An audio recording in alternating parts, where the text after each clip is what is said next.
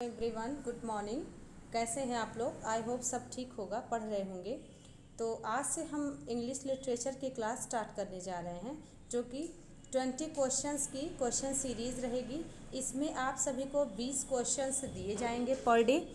और जो क्वेश्चंस, जैसा कि हम सभी जानते हैं, टीजीटी पीजीटी की एग्ज़ाम लगे हुए हैं। संभावित है कि दिसंबर या जनवरी में एग्ज़ाम हो जाएगा।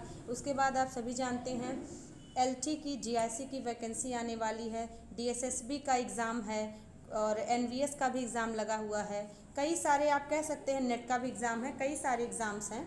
तो सारे एग्ज़ाम्स के लिए ये सारे क्वेश्चंस बेनिफिशियल होंगे। सारे क्वेश्चंस इंपॉर्टेंट हैं। इसमें आपको क्वेश्चन के आंसर के साथ साथ कुछ एक्सेस पॉइंट्स भी बताए जाएंगे, जो कि सारे एग्ज़ाम्स के पॉइंट ऑफ व्यू से बहुत ही महत्वपूर्ण होंगे। तो अंत तक बने रहिएगा। और जो भी आपको फैक्ट कुछ नया लगे या कुछ लगे कि मुझे नोट कर लेना चाहिए, तो according to your situation you can note down. Let's start. तो चलिए शुरू करते हैं। पहला क्वेश्चन है हम सभी का, when was William Shakespeare born. ठीक है, तो अब देख पा रहे हैं आप, विलियम शेक्सपियर जो कि किंग ऑफ इंग्लिश लिटरेचर माने जाते हैं, इनका जन्म कब हुआ था। ये क्वेश्चन बहुत ही कॉमन क्वेश्चन है, लेकिन कई बार विद्यार्थी कंफ्यूज हो जाते हैं सन को लेकर के या कभी कभी डेट को लेकर के। तो देखिएगा, विलियम शेक्सपियर का जो डेट है वो माना जाता है कि 23 अप्रैल को हुआ था इनका जन्म, और इनका मृत्यु का डेट भी सेम है। जैसे वर्ड्सवर्थ का भी 23 अप्रैल इनके मृत्यु का डेट है, और 7 जो है अप्रैल इनका, 7 अप्रैल इनका बर्थ है वर्ड्सवर्थ का। तो 23 अप्रैल 1564 को विलियम शेक्सपियर का बर्थ डेट है, और 23 अप्रैल इनका 1616 को इनका डेथ डेट माना जाता है। और माना जाता है 2 दिन बाद इनको बरियल किया गया था, और जन्म के 2 दिन बाद इनको बैप्टाइज्ड किया गया था। तो इसको ध्यान रखिएगा, 23 अप्रैल 1564 टू 23 अप्रैल 1616। और वारविकशायर है, स्टेटफोर्ड अपॉन एवॉन है, बार्ड ऑफ एवॉन इनको बेन जॉनसन ने कहा है। ये सब सारे फैक्ट्स हैं जो कि आप इम्पॉर्टेंट है, याद रखिएगा। इनकी 4 ग्रेट ट्रेजेडीज़ है। इसकी ट्रिक आप नोट कर सकते हैं, HOKM। आप इसको HOKM करके भी याद कर सकते हैं, हॉकम करके भी याद कर सकते हैं। ये एग्ज़ाम में आता है, क्रोनोलॉजिकल ऑर्डर सेट करने को एग्ज़ाम में पूछा जाता है। तो H स्टैंड करेगा हैमलेट को, ओथेलो को, किंग लियर के को, और M मैकबेथ को। ये 4 ग्रेट ट्रेजेडीज हैं, और इन्हीं पर आधारित एक AC ब्रैडले नाम के जो कि राइटर हैं, जिन्होंने शेक्सपियरियन ट्रेजेडी नाम से एक रचना भी लिखी है। तो क्रोनोलॉजिकल ऑर्डर आप ध्यान रखेंगे, HOKM, यानी कि H for Hamlet, O for Othello, K for King Lear, M for Macbeth. तो चलिएगा नेक्स्ट क्वेश्चन की ओर चलते हैं। नेक्स्ट क्वेश्चन है question number 2, ode to autumn is a popular ode by. तो हम सभी को पता है ओड टू ऑटम बहुत ही पॉपुलर ओड है, और किसका है तो सभी लोग जानते हैं, होरेस का नहीं है। इनका होरेशियन ओड एक स्टाइल है। अब्राहम कॉले ने कॉलियन ओड लिखा है। पिंडार ने पिंडारिक ओड लिखा है, जिसको हम लोग क्लासिकल ओड भी जानते हैं। और स्ट्राफे एंटी स्ट्राफे ओड, इसके 3 पार्ट हैं।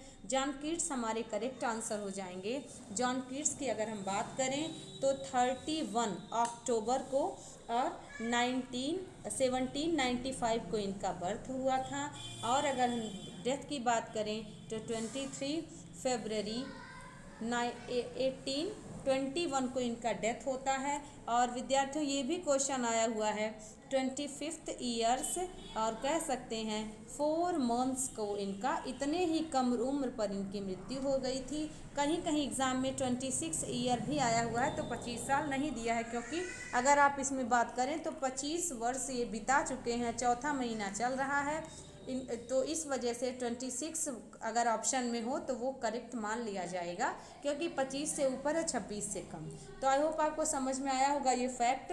और अगर हम जॉन कीट्स के ओड की बात करें तो देखिएगा 1819 इनका बहुत अच्छा पीरियड माना जाता है, प्रोडक्टिव पीरियड है। और माना जाता है कि इस समय इन्होंने कई सारे ओड की रचना की, जैसे कह सकते हैं ओड टू नाइटिंगेल, अगर कहें ओड टू, इसके बाद ऑटम, फिर देखिएगा ओड टू मेलांकली। ध्यान रखिएगा विद्यार्थियों, मेलांकली के पहले स्टेंजा को इन्होंने ड्रॉप कर दिया था। तो ऐसे क्वेश्चंस आए हुए हैं एग्जाम में कि ओड टू मेलांकली के पहले स्टेंजा को इन्होंने ड्रॉप कर दिया था। तो कौन सा ओड? तो ओड टू मेलांकली, ध्यान रखिएगा। इसके बाद ओड टू साइकी भी इन्होंने लिखा है, PSYCH, ध्यान रखिएगा। ओड टू आप अपने हिसाब से लगा लेंगे। Odd on a Grecian earn भी इनका बहुत इंपॉर्टेंट है, ठीक है। Odd on a Grecian earn, जो कि अल्टी ग्रेड के सिलेबस में सब्सक्राइब है और PGT में तो जॉन कीट्स को एकदम दे ही दिया गया है, तो ये भी इम्पॉर्टेंट है। इसके बाद है ओड ऑन इंडोलेंस, ठीक है ना।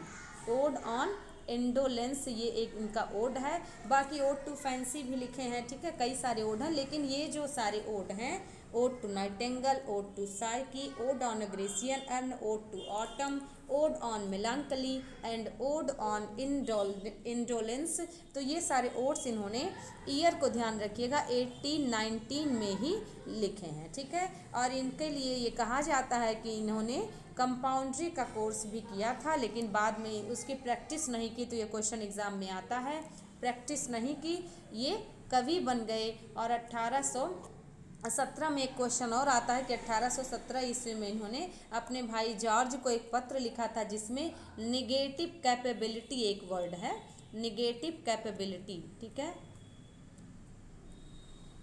निगेटिव कैपेबिलिटी, ये एक वर्ड है जो आ जाता है कि किसने क्वाइन किया था। तो ध्यान रखना होगा दोस्तों कि negative capability word William Shakespeare के संदर्भ में इन्होंने जॉन कीट्स ने क्वाइन किया था। और ये 18, ध्यान रखिएगा, 1817 में इन्होंने अपने भाई जॉर्ज और थॉमस को एक पत्र लिखे थे, जिसमें इन्होंने लिखा था कि नेगेटिव कैपेबिलिटी के बारे में, ठीक है। और इन्होंने लिखा है कि जब भी मैं शेक्सपियर और मिल्टन के पैराडाइज लॉस्ट को पढ़ता हूँ तो मैं फाइन फ्रेजेस को पाता हूँ एक प्रेमी की तरह, ठीक है। तो ये सारे कुछ फैक्ट्स थे। चलिए नेक्स्ट क्वेश्चन की ओर चलते हैं। नेक्स्ट क्वेश्चन है, who has called Wordsworth a moral यूनक, ठीक है। तो देखिएगा मिल्टन, अगर आप ध्यान करें तो मिल्टन का अगर डेट की बात करें तो मिल्टन जो है 1608 टू 1674 मिल्टन का जो है लाइफ स्पैन है। मैथ्यू अर्नोल्ड की बात करें तो मैथ्यू अर्नोल्ड भी विक्टोरियन एज के हैं। पीबी शैली की बात करते हैं तो पीबी शैली का आपका ये भी रोमांटिक एज के हैं। और टीएस इलियट की बात करें तो टीएस इलियट हमारे मॉडर्निस्ट हैं। तो इसको ध्यान रखिएगा। जॉन मिल्टन जब वर्ड्सवर्थ के पहले आए तो वर्ड्सवर्थ बाद में। और वर्ड्सवर्थ की अगर हम बात करें तो वर्ड्सवर्थ का 7 अप्रैल 70 से है ना, 1770 से लेकर के इनका 1815 इनका लाइफ स्पैन है। 1850 में इनकी मृत्यु होती है वर्ड्सवर्थ की। और एक क्वेश्चन और आता है 1843 में इनको पोएट लॉरिएट बनाया गया था। तो इसको ध्यान रखिएगा कि इन्होंने शैली ने इनको मोरल यूनक कहा है, क्योंकि इनको जो है नैतिक रूप से इन्होंने इनको कहा है कि ठीक नहीं है इनका। और वर्ड्सवर्थ जो है priest of romantic as, priest of nature माने जाते हैं, नेचर पोएट हैं वर्ड्सवर्थ। तो इसको ध्यान रखना होगा कि पीबी शैली ने कहा है, ठीक है। और टीएस इलियट तो इनके वर्ड्सवर्थ के परिभाषा की जस्ट अपोजिट परिभाषा दिए हैं। वर्ड्सवर्थ कहते हैं poetry is a turning loss of emotion, और टीएस इलियट कह देते हैं poetry is not a turning loss of emotion. तो ये सारे क्वेश्चन हम सभी के लिए इम्पोर्टेंट हैं। चलिए नेक्स्ट क्वेश्चन की तरफ चलते हैं। नेक्स्ट क्वेश्चन है लैम्ब, चार्ल्स लैम्ब की बात हो रही है। Lamb writes about his sister in his essay dream children under the name of. तो ध्यान रखना होगा, ड्रीम चिल्ड्रन की अगर फुल टाइटल पूछे तो हम लोगों को पता है कि ड्रीम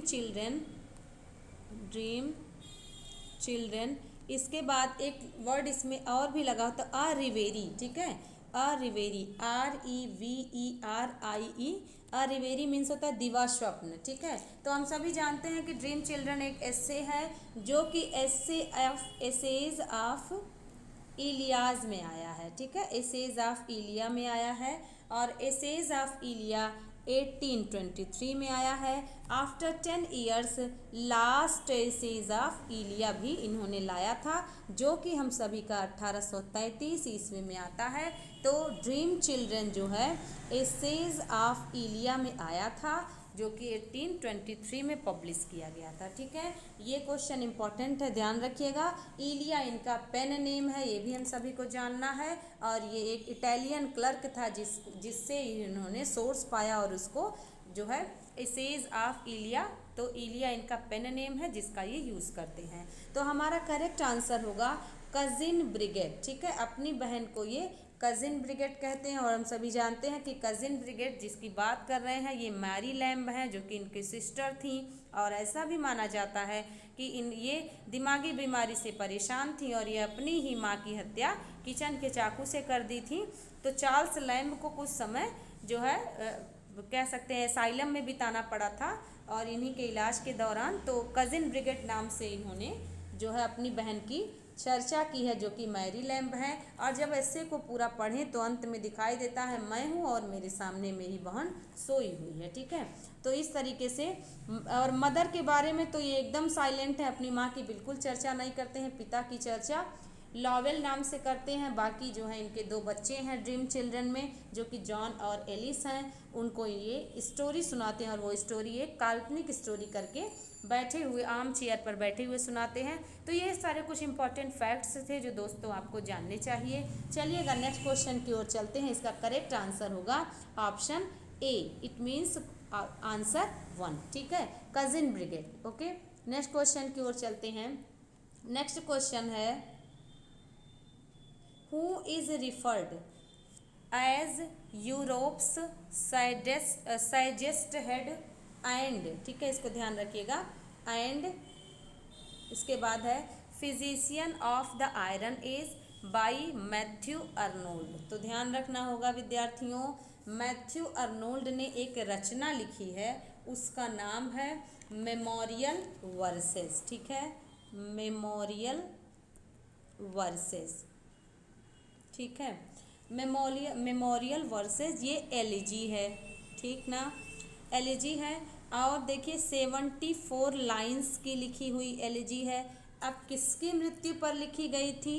वर्ड्सवर्थ की मृत्यु पर 1850 में लिखी गई थी। 1850 ईस्वी में वर्ड्सवर्थ का डेथ होता है। 23 अप्रैल 1850 को डेथ होता है। और मैथ्यू अर्नोल्ड मेमोरियल वर्सेज में 3 राइटर की चर्चा किए हैं। ध्यान रखना होगा वो 3 राइटर कौन हैं? तो हमारे वर्ड्सवर्थ हैं। 3 लोग, ये क्वेश्चन भी एग्जाम के पॉइंट ऑफ व्यू से इम्पोर्टेंट है। लॉर्ड बायरन है, ठीक है, लॉर्ड बायरन है।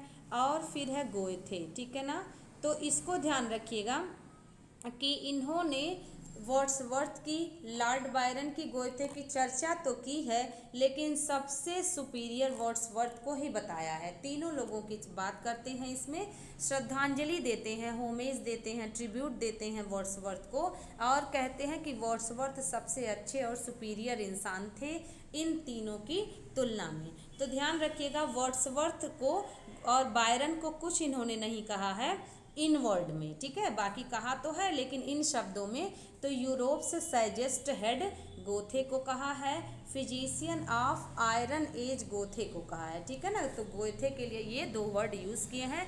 तो आई होप आपने समझा होगा कि ये जो है वर्ड्सवर्थ और बायरन के लिए नहीं कहा गया है। ये शब्द जो है साइडेस्ट हेड यानी यूरोप का सबसे अच्छा साधु गोथे को और फिजिशियन ऑफ आयरन एज गोथे को ही कहा गया है। शेक्सपियर के लिए इन्होंने एक सोनेट लिखा है जो कि शेक्सपियर है, और इसमें इन्होंने अदर एबाइड बाई, है ना, ऐसे करके आवर क्वेश्चन करके लाइन है जो कि विलियम शेक्सपियर के लिए है। ये भी इम्पॉर्टेंट है, ध्यान रखिएगा। तो अपना आंसर मिल गया। 5 क्वेश्चन का आंसर है क्वेश्चन नंबर 5 का, गोएथे के लिए ये वर्ड यूज़ हुआ है। ठीक है, अगला क्वेश्चन की तरफ चलते हैं। नेक्स्ट क्वेश्चन देखिएगा, question number 6, how many times Robert first got, इसके बाद देखिएगा पुलित्जर प्राइज फॉर फिक्शन, तो आपको पता है ये क्वेश्चन बार बार एग्जाम में पूछा जाता है कि इनको जो है पुलित्जर प्राइज कितनी बार मिला है, तो 4 बार मिला है। ठीक है, यही एक ऐसे व्यक्ति हैं जिनको पुलित्जर पुरस्कार मिला है 4 बार, और पुलित्जर पुरस्कार अमेरिका के द्वारा दिया जाता है। ठीक है, कोलंबिया यूनिवर्सिटी के द्वारा दिया जाता है पुलित्जर प्राइज, 4 बार मिला है। तो इसको नोट भी करते चलेंगे। पहला मिला है 1924 को। ठीक है, किसके लिए, तो ध्यान रखिएगा, एक इन्होंने पोएट्री कलेक्शन लाया था न्यू हैम्पशायर, ठीक है ना, न्यू हैम्पशायर, जिसको इन्होंने 1923 में लिखा था, बट पुरस्कार ध्यान रखिएगा 1 साल बाद ही मिला है। दूसरी बार इनको मिला था 1931 में कलेक्टेड पोयम्स के लिए। ठीक है, कलेक्टेड पोयम्स के लिए मिला था, और ये 1930 में इन्होंने लिखा था, 31 में पुरस्कार मिला। तो लिखने वाला पब्लिकेशन डेट और प्राइज डेट ध्यान रखिएगा। इसके बाद देखिएगा, तीसरी बार इनको 1937 में मिला। किसके लिए मिला, तो अ फ्यूचर रेंज नाम की इन्होंने एक, ठीक है, एक जो है अ फ्यूचर रेंज नहीं, फर्दर रेंज है। ठीक है, तो आप देखिएगा इसको, तीसरी बार इनको 1937 में अ फर्दर रेंज, ठीक है ना, अ फर्दर रेंज के लिए मिला, जो कि 1936 में इन्होंने लिखा था और 37 में पुरस्कार मिला। और चौथी बार इनको 1943 में 1943 में मिला अ विटनेस ट्री की वजह से। ओके, तो इसको ध्यान रखिएगा, अ विटनेस ट्री, जिसको इन्होंने लिखा था 1 वर्ष पहले। जैसा कि आप देख पा रहे हैं 23 में लिखा, तो इनको 24 में न्यू हैम्पशायर के लिए फर्स्ट टाइम मिला। सेकेंड टाइम इनको 1930 में लिखा कलेक्टेड पोएम्स, तो 1931 में मिला। और तीसरी बार इनको 1936 में अ फर्दर रेंज लिखा, जिसके लिए 37 में पुरस्कार मिला। और 1943 में पुरस्कार अ विटनेस ट्री के लिए मिला, जिसको 1 वर्ष पहले 1942 में इन्होंने कलेक्शन लाया था। ओके, तो हम सभी का आंसर मिल गया, 4 टाइम्स मिला। इसको नोट कर लीजिएगा, और सारे जो है इसको रट लीजिएगा, क्योंकि क्रोनोलॉजिकल ऑर्डर में या फिर जो है मैच कराने वाले क्वेश्चंस बन सकते हैं कि ईयर और पोयम और जो है पुलित्जर प्राइज़ को जब इन्होंने गॉट किया तब ऐसे क्वेश्चंस आते हैं। तो आई होप आपको ये क्वेश्चन नंबर 6 समझ आया गया होगा। नेक्स्ट क्वेश्चन की तरफ चलते हैं। देखिए, क्वेश्चन है द डिफीट ऑफ आर्माडा। ठीक है, तो द डिफीट ऑफ आर्माडा क्या था, देखिएगा, द डिफीट ऑफ आर्माडा, ये ध्यान रखिएगा, ये एक घटना थी जो कि एलिजाबेथ के समय में 1588 को हुई थी। आपको पता है 1558 ईस्वी में, यानी कि 1558 से लेके 1603 एलिजाबेथन एज माना जाता है। और एलिजाबेथन एज में अगर हम बात करें तो क्वीन एलिजाबेथ का टाइम की अगर हम बात करें तो 1558 टू 1603 तक ये रानी रही। और उस दौरान 1588 में एक घटना घटी, जब जो है इनकी सिस्टर, जो कि जिनका नाम था मैरी, जिसको ब्लडी मैरी भी कहते थे, तो उनके हस्बैंड थे, उन्होंने इनसे, जब मैरी की डेथ हो गई तो उसके जो है तुरंत बाद क्वीन एलिजाबेथ रानी बनी।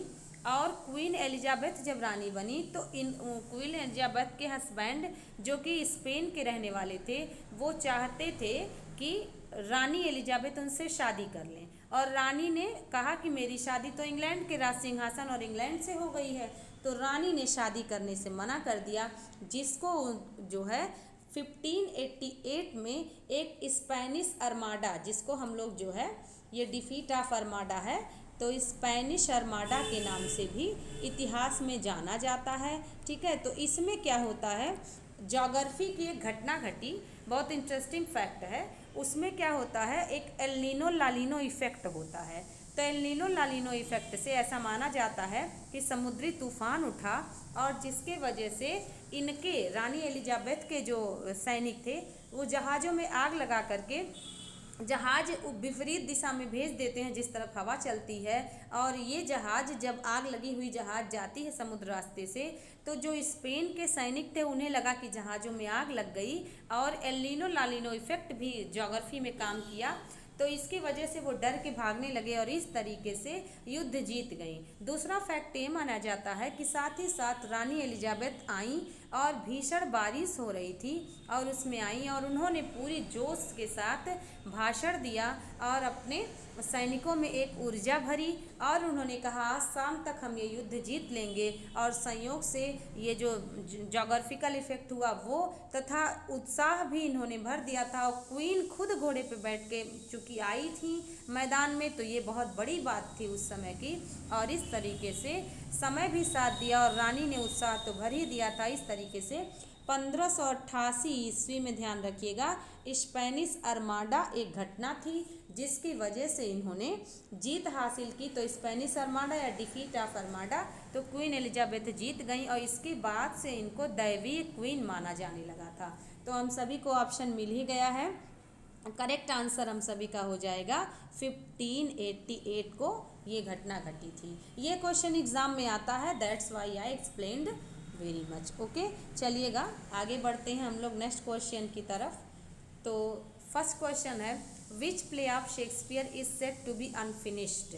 तो देखिए, हैमलेट जो है वो ट्रेजेडी है, मैकबेथ ट्रेजेडी है, और हेनरी हिस्ट्री प्लेज है। ठीक है, हिस्ट्री प्लेज है हेनरी फिफ्थ, और हेनरी एट्थ ही यही इनका क्या है, अनफिनिश्ड है। ठीक है, इसको ध्यान रखिएगा, इसको जॉन फ्लेचर ने, ठीक है, जॉन फ्लेचर ने इसको जो है जॉन फ्लेचर ने कंप्लीट किया था इसको, हेनरी एट्थ को। और कब किया था, तो इसको ध्यान रखिएगा, जब 1599 में ग्लोब थिएटर बना तो सब कुछ ठीक चल रहा था, लेकिन 1613 ईस्वी में ग्लोब थिएटर में आग लग गई। ठीक है, ग्लोब थिएटर बर्न्ट डाउन। ठीक है, बर्न्ट डाउन कब, 1613 में। और जब आग लगी तो उस समय हेनरी एट्थ परफॉर्म किया जा रहा था। ठीक है, जिसको जो है ऑल इज ट्रू करके भी इसका सब टाइटल है, तो इसको बाद में जॉन फ्लेचर ने, ठीक है, जॉन फ्लेचर ने इसको कंप्लीट किया था। तो यही इनका अनफिनिश्ड माना जाता है। बाकी हैमलेट, मैकबेथ ये सब, और ओथेलो, किंग लियर ये तो ग्रेट ट्रेजेडी है, और हेनरी फिफ्थ ट्रेजेडी है जिसके कोई पार्ट नहीं है। ये क्वेश्चन भी हिस्ट्री प्लेज है जिसका कोई पार्ट नहीं है, इसको ध्यान रखिएगा। इन्होंने जो भी 10 जो है हिस्ट्री प्लेज लिखा है, तो उसमें जो है इसको देखिएगा, हेनरी फोर्थ जो लिखा है इसका इन्होंने 2 पार्ट किया है, यानी कि पार्ट 1 और पार्ट 2। फिर देखिएगा हेनरी फिफ्थ के कोई पार्ट नहीं है। फिर हेनरी 6 इन्होंने लिखा है, हेनरी 6 के 3 पार्ट हैं, ध्यान रखिएगा, पार्ट 1, पार्ट 2, पार्ट 3। ये क्वेश्चन 2016 में टीजीटी में पूछा गया था। इसके बाद हेनरी 7th नहीं लिखा, फिर सीधे इन्होंने हेनरी 8th लिख दिया जो कि अनफिनिश्ड माना जाता है। फिर आइएगा तो फिर हेनरी 7th और हेनरी 3rd किसने लिखा, तो इस पर अगर हम बात करें तो विलियम वर्ड्सवर्थ हैं जिन्होंने बॉर्डरर नाम की एक ट्रेजेडी लिखी है, जिसमें हेनरी जो है 3rd के जीवन का घटना का वर्णन है। और हेनरी 7th की बात करें जो विलियम शेक्सपियर ने नहीं लिखा, तो ये जो है हेनरी 7th की अगर हम बात करें तो हेनरी 7th को लिखा था चार्ल्स लैम्ब ने। तो इस तरह से कंप्लीट होता है। फिर किंग जॉन है जो कि विलियम शेक्सपियर का है, Richard second, Richard third, Edward third भी ध्यान रखिएगा, एडवर्ड थर्ड की अगर हम बात करें, ठीक है, एडवर्ड थर्ड, तो ये है विलियम शेक्सपियर का। लेकिन अगर एडवर्ड सेकेंड की बात करें तो विद्यार्थियों ध्यान रखना होगा, ये क्रिस्टोफर मार्लो ने लिखा है। ठीक है, ये क्वेश्चन बन जाता है। ठीक है, क्रिस्टोफर मार्लो ने लिखा है, ये क्वेश्चन बनता है। ओके, तो आई होप आपको करेक्ट आंसर मिल गया होगा। बहुत सारे फैक्ट्स भी बताते चल रहे हैं साथ में कि कंफर्म हो जाए। ठीक है, तो ये हम सभी का हेनरी 8th जो कि राइट आंसर है। ओके, नेक्स्ट क्वेश्चन की तरफ चलते हैं। नेक्स्ट क्वेश्चन है वर्ड्सवर्थ का। Wordsworth wrote a sonnet, London 1802, तो इसको भी ध्यान रखना होगा। लंदन 1802 जो है ये वर्ड्सवर्थ ने लिखा था। इसको किस पर लिखा गया है तो ध्यान रखिएगा, इसका सब टाइटल की बात करें तो टू मिल्टन इसका सब टाइटल है, ठीक है। टू मिल्टन इसका सब टाइटल है और इसी में इन्होंने कहा है thou shouldst be living at this hour, ऐसे करके। काश मिल्टन आप इस समय जिंदा होते तो देखते कि कैसे सब कुछ बदल चुका है, क्योंकि ये नेचर पोएट थे और उस समय धीरे धीरे परिवर्तन हो रहा था, लोग प्रकृति से दूर जा रहे थे, जिस पर इन्होंने एक सोनेट लिखा है the world is too much with us, जिसको 1802 में लिखते हैं, 7 में पब्लिश करवाते हैं। उसमें ये सब वर्णन है, ठीक है, कि कैसे प्रकृति से लोग जो है दूर जा रहे हैं। तो शेक्सपियर के लिए नहीं होगा। मिल्टन को याद करते हुए इन्होंने लिखा है। बेन जॉनसन और क्रॉमवेल बिल्कुल नहीं आंसर है। तो लंदन 1802 जिसको टू मिल्टन के नाम से भी जाना जाता है और इसमें मिल्टन को याद करते हुए इन्होंने लिखा है, ठीक है, विलियम वर्ड्सवर्थ ने। ओके, तो आई होप आपको ये फैक्ट समझ आया होगा। नेक्स्ट क्वेश्चन की तरफ चलते हैं। नेक्स्ट क्वेश्चन है when did Shakespeare write his plays. तो पहले सबसे इस क्वेश्चन को जानने से पहले हम सभी को जानना होगा कि विलियम शेक्सपियर की डेट की बात करें तो 23 अप्रैल, ठीक है, 1564 को इनका बर्थ होता है। 23 अप्रैल, ठीक है, 1616 को इनका डेथ होता है। तो अब आप देखिएगा यहाँ से हम सभी का 16th सेंचुरी निकल गया, यहाँ से हम सभी का 17th सेंचुरी निकल गया। तो बहुत से विद्यार्थी सोचते हैं कि 15 और 16 को हम पकड़ लें और 15th और 16th सेंचुरी की बात करें, लेकिन हम सभी का आंसर हो जाएगा 16th century to 17th century, क्योंकि 1500 तो ख़त्म हो चुका है, 1500 के बाद चल रहा है तो 16th, और 1600 ख़त्म होने के बाद 17वीं शताब्दी में इनकी मृत्यु होती है। That's why our answer will be 16th century to 17th century. Okay, अगर ऑप्शन की बात करें तो पहला ऑप्शन हमारा था 15th century to 16th century, तो ये आपका इनकरेक्ट आंसर निकल गया। आगे बढ़ते हैं सेकेंड ऑप्शन की तरफ। तो सेकेंड ऑप्शन था 14th century to 15th century, ये भी इनकरेक्ट हो गया। 16th टू 17th ये क्वेश्चन हमारा का सही आंसर होगा, और 4th 17th century and 18th century भी इनकरेक्ट आंसर हो जाएगा, ठीक है। तो आई होप आप समझ रहे होंगे। एलिजाबेथन प्लेराइट थे और इन्होंने जो है बहुत सारी रचनाएं लिखी हैं, 37 प्लेज लिखे, जिसमें से जिसको हेनरी कंडेल और हेमिंग्स ने मिल करके इन्होंने जो है फर्स्ट फोलियो को लाया, जिसमें पेरिकल्स को स्किप कर दिया। तो ये भी क्वेश्चन बनता है। फर्स्ट फोलियो की अगर हम लोग बात करें तो फर्स्ट फोलियो 1623 को आया था। सेकंड की बात करें तो 1632 को आया था। थर्ड की बात करें तो 1663 को आया था, और फोर्थ की बात करें तो 1685 को आया था। तो इसको ध्यान रखिएगा, चारों फोलियो का क्रम। और इनके सोनेट की बात करें तो 1609 में सर थॉमस थोरपेक थे, इसको ध्यान रखिएगा, सर थॉमस थोरप थे जिन्होंने 1609 में जो है विलियम शेक्सपियर के सोनेट को पब्लिश करवाया था। तो आई होप अपना आंसर मिल गया 16th to 17th century. Next question की ओर चलते हैं। नेक्स्ट क्वेश्चन है क्वेश्चन नंबर 11।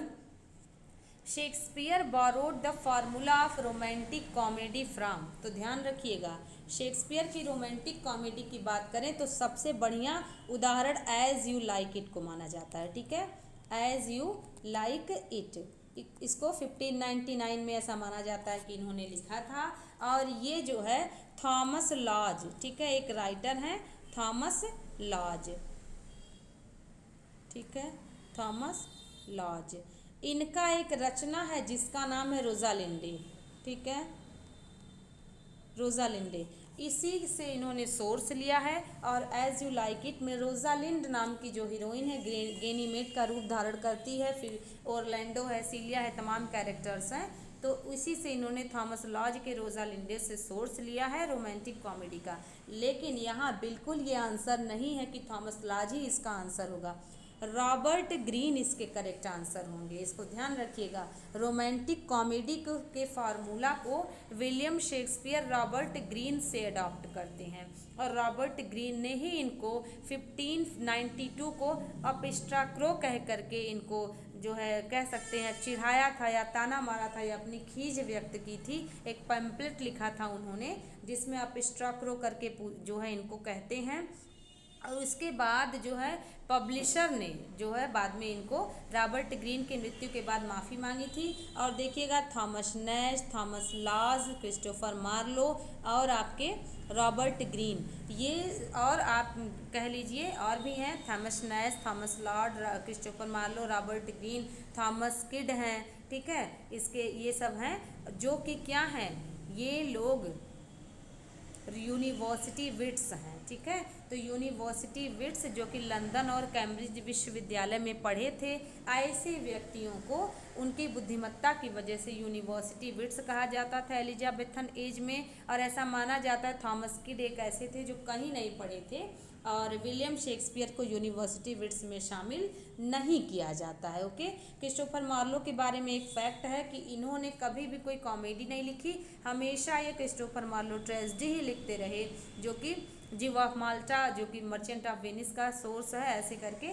तो इन्होंने इनको स्टैब कर दिया गया था। तो ऐसे बहुत सारे फैक्ट्स हैं जो आपको पता चलते रहेंगे और काफ़ी आप जानते भी होंगे। तो चलिए नेक्स्ट क्वेश्चन की तरफ चलते हैं। हमारा करेक्ट आंसर यहाँ पर हो जाएगा क्वेश्चन नंबर 11 का रॉबर्ट ग्रीन, जो कि रोमांटिक कॉमेडी के माने जाते हैं पॉपुलर करने वाले, ठीक है। आगे बढ़ते हैं अगले क्वेश्चन की तरफ, क्वेश्चन नंबर 12, ठीक है। तो क्वेश्चन नंबर 12 में देखिए थॉमस हार्डी की बात हो रही है। अब यहाँ अगर हम लोग थॉमस हार्डी की बात करें तो थॉमस हार्डी जो कि एक विक्टोरियन नॉवलिस्ट थे, और ध्यान रखिएगा थॉमस हार्डी को लास्ट, ध्यान रखिएगा इसको नोट भी कर सकते हैं आप, लास्ट ग्रेट, ठीक है, विक्टोरियन पोएट्स एंड नॉवलिस्ट माना जाता है, ठीक है। लास्ट ग्रेट विक्टोरियन, इसके बाद पोएट एंड नॉवलिस्ट माना जाता है, ठीक है, नॉवलिस्ट, ठीक। ये जो है इनको ऑर्डर ऑफ मेरिट की बात करें तो ऑर्डर ऑफ मेरिट की उपाधि इनको मिली थी 1910 में, ठीक है। मेरिट की उपाधि 1910 ईस्वी में, 1910 ईस्वी में इनको मिली थी ऑर्डर ऑफ मेरिट की उपाधि। और ये भी एग्ज़ाम में आया हुआ फैक्ट है और आ भी सकता है कि इनको जो है किस चीज़ का ज्ञान था, तो इनको वायलिन बजाने का ज्ञान था, ठीक है, जो कि इन्होंने अपने फादर से अडॉप्ट किया था, सीखा था। और इनको जो लव ऑफ बुक्स है, इसको भी लिख लीजिएगा, लव ऑफ बुक्स, तो इसको इन्होंने लव ऑफ बुक्स को इन्होंने अपनी माँ से सीखा था, किताबें पढ़ना अपने माँ से सीखा था और वायलिन बजाना अपने पिता से सीखा था। तो अब क्वेश्चन है कि हार्डी की फिलोसॉफी क्या थी, तो ये पेसिमिस्टिक पोएट माने जाते हैं, ध्यान रखिएगा। दो रचना है ज्यूड द ऑब्सक्योर और एक है टेस ऑफ द डी अर्बरफील्ड ऐसे करके। तो ये दोनों रचनाएं लिखने के बाद इनको एक फैक्ट ये है कि 30 वर्षों तक, मतलब अपनी ज़िंदगी के बचे वर्षों में अंतिम 30 वर्षों तक इन्होंने शॉर्ट स्टोरी और पोएट्री लिखा, ठीक है। तो अपने जो है जीवन के बचे 30 वर्षों तक इन्होंने क्या लिखा, शॉर्ट स्टोरी लिखा, ठीक है, शॉर्ट स्टोरी लिखा और जो है पोएम्स लिखा, ठीक। नावल लिखना छोड़ दिए, ठीक है, क्यों, क्योंकि टेस ऑफ द डी अर्बरफील्ड में और ज्यूड द ऑब्सक्योर में इन्होंने सेक्सुअल रिलेशन को ओपनली कहा है, जिसकी वजह से वहाँ पर एक, मतलब जैसे अगर टेस की बात करें तो उसमें अमीर वर्ग का एक व्यक्ति रहता है जो टेस नाम की एक सीधी सादी लड़की से सेक्सुअल रिलेशनशिप बनाता है और एक बच्चा उसको होता है जो इलिजिटिमेट चाइल्ड होता है जिसको वो सारो नाम देती है। इस तरीके से उस समय फिर वो बच्चा मर जाता है, फिर वो खुद दफनाती है। और फिर ये फैक्ट और ज्यूड द ऑब्सक्योर में एक बताया गया है कि जो कज़िन होते हैं, ज्यूड और शिव नाम के दो होते हैं, ज्यूड हस्बैंड रहता है, कज़िन और शिव वाइफ रहती है, मतलब शादी नहीं करते हैं वो लोग, जो है फिजिकल रिलेशनशिप बिना शादी के बनाते हैं। तो ये सब का जो है ज़्यादा ओपनली बात इन्होंने की है, जिसकी वजह से इनकी काफ़ी आलोचना होती है और इनको जो है 30 वर्षों तक इन्होंने फिर नावल नहीं लिखा, और शॉर्ट स्टोरी और पोएम से ही अपना काम चलाया, क्योंकि उस समय विक्टोरियन सोसाइटी इतना ओपनली बात करने के लिए रेडी नहीं थी। तो आपको आंसर मिल गया।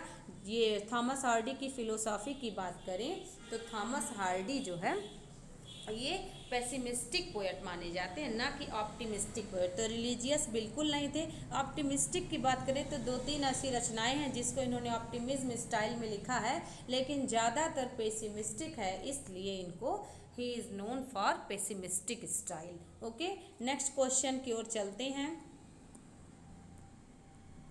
The complete name of W.B. Yeats.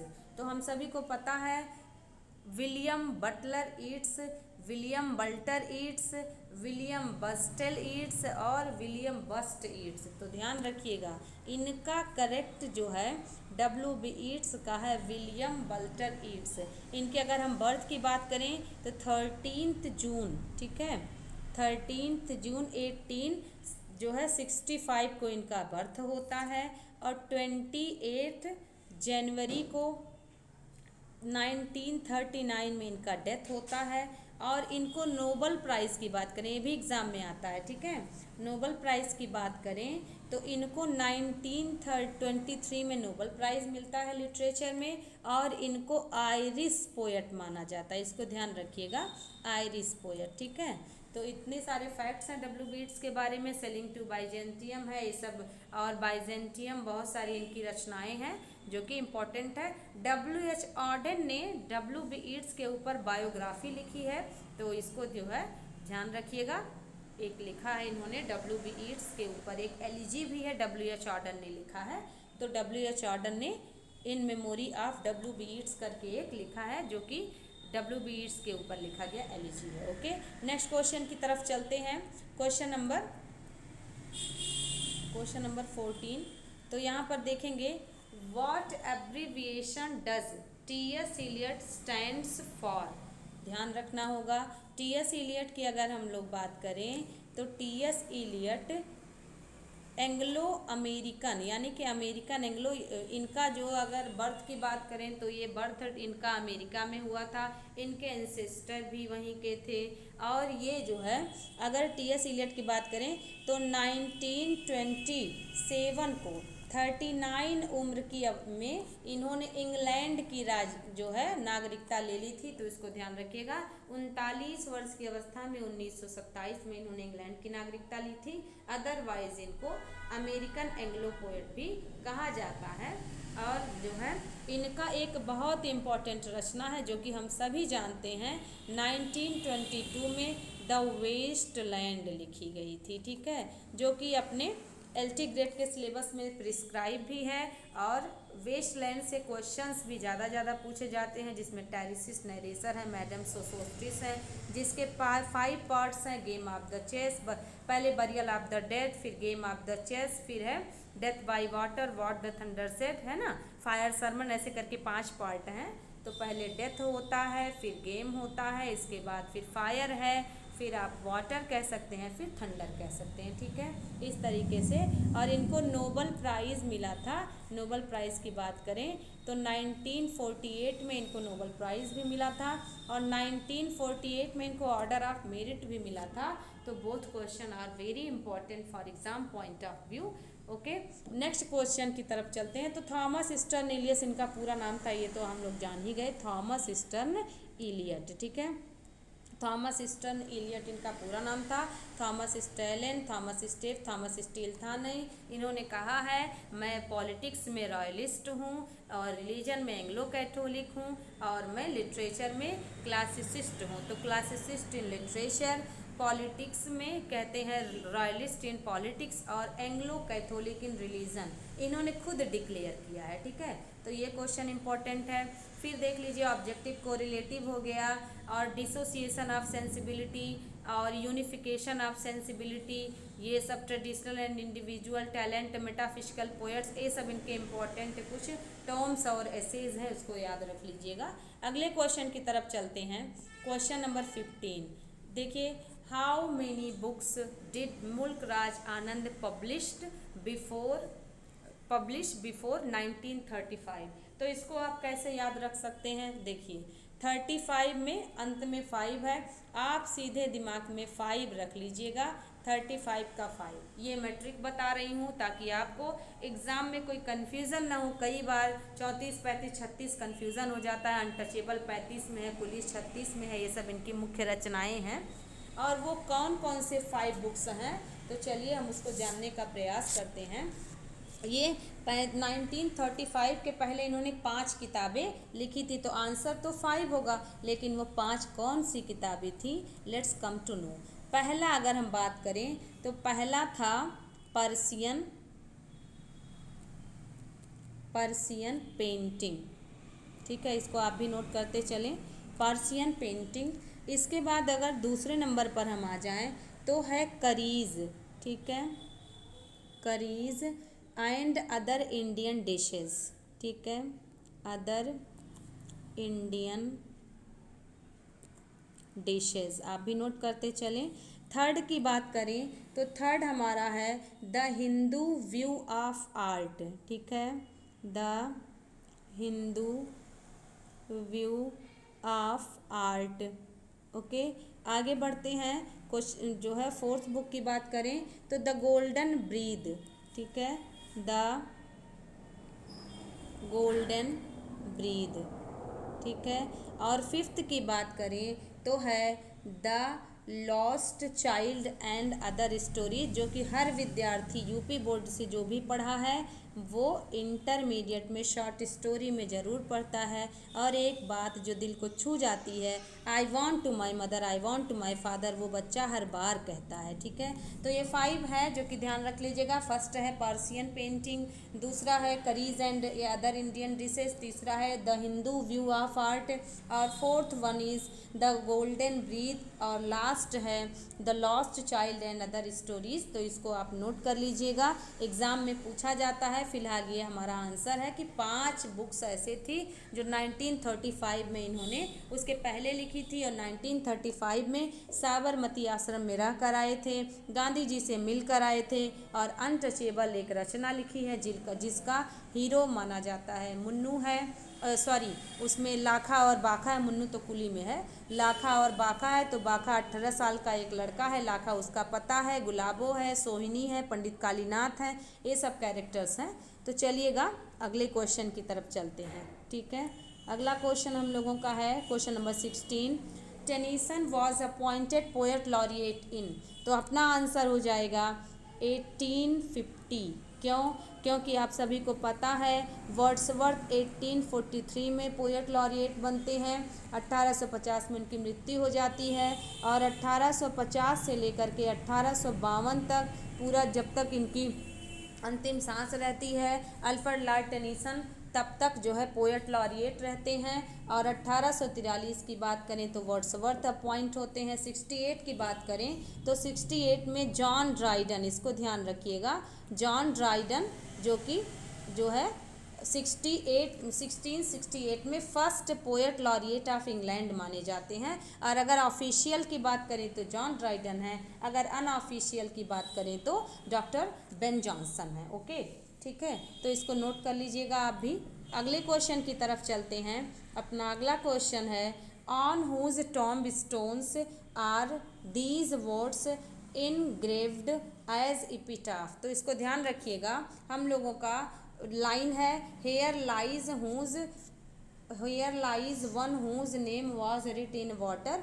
तो ये जो है किसकी कब्र पर लिखा गया है, एपिटाफ किसका है, तो हम सभी का आंसर हो जाएगा ये जॉन कीट्स के ऊपर लिखा गया है। हालांकि कीट्स की मृत्यु ट्यूबरकुलोसिस या कंजम्पशन से होती है, इसको ध्यान रखिएगा। मैथ्यू अर्नोल्ड की बात करें तो मैथ्यू अर्नोल्ड के लिए नहीं है। विलियम शेक्सपियर की बात करें तो सिम्बे ये गुड फ्रेंड फॉर जीसस करके इनका है। और शैली की मृत्यु डूब कर हुई थी। तो मृत्यु का रीज़न की बात करें तो अगर कीट्स की बात करें तो कंजम्पशन या ट्यूबरकुलोसिस, और शैली की बात करें तो ड्राउनिंग। विलियम शेक्सपियर की मृत्यु बीमारी से हुई थी, और मैथ्यू अर्नोल्ड भी नेचुरल डेथ था। तो इस तरीके से हमारा आंसर जॉन कीट्स का मिल जाता है, इन्हीं के एपिटाफ पर लिखा गया है। और इनकी मृत्यु की बात करें तो 25 जो है ईयर एंड 4 months, ठीक है, इसको ध्यान रखिएगा, जो कि हमने शुरू में बताया है, या कहीं कहीं 26 भी ऑप्शन में मिल जाए तो आप दोनों को ध्यान में रखते हुए आंसर करिएगा।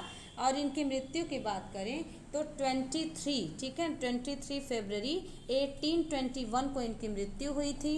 और आप सभी जानते हैं फिर 1821 में ही शैली ने, ठीक है, शैली ने एडोनाइज नाम की रचना एक लिखी है, जो कि एक एलिजी है, ठीक है, एडोनाइज नाम की रचना जो कि एक एलिजी है, कीट्स की मृत्यु पर शैली ने लिखी थी। ओके, आई होप आपको पूरी बात समझ आई होगी। आगे बढ़ते हैं नेक्स्ट क्वेश्चन की तरफ। हु इन्फ्लुएंस्ड शैली मोस्ट, तो ध्यान रखिएगा, इसमें हम सभी जानते हैं बाइबिल नहीं, दांते का इन्फेर्नो नहीं, लिरिकल बैलेट भी नहीं, हालांकि लिरिकल बैलेट 1798 में आया एक बार, दोबारा 1800 में प्रीफेस आया, फिर 1802 में आया, ऐसे अलग अलग टाइम पे आया। और लिरिकल बैलेट के बारे में 19 पोयम वर्ड्सवर्थ का है और आपका 4 पोयम एस.टी. कॉलरिज का है। टोटल 23 पोयम्स इनके कलेक्शन में है लिरिकल बैलेट के, जो कि 1798 में आया था और जो है इसको रोमांटिक एज की शुरुआत मानी जाती है।